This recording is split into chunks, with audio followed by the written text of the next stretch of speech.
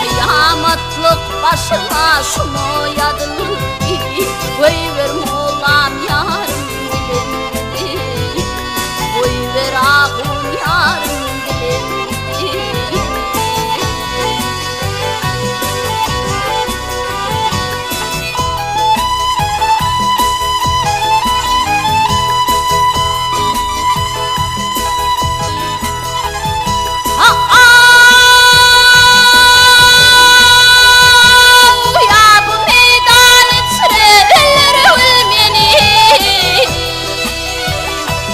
Başıma kalmağına ayrılıp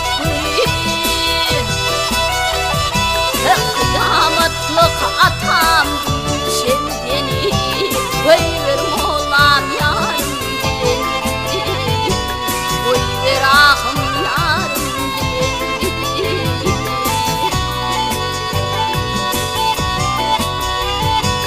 Dökmediyer gülüne hizatı Pervati pulva bağrım kevaptı.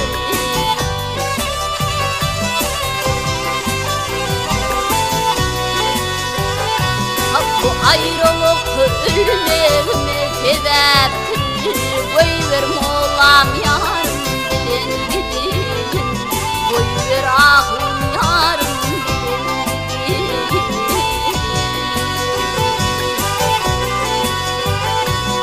Yetim oğlum başıma şumoyadı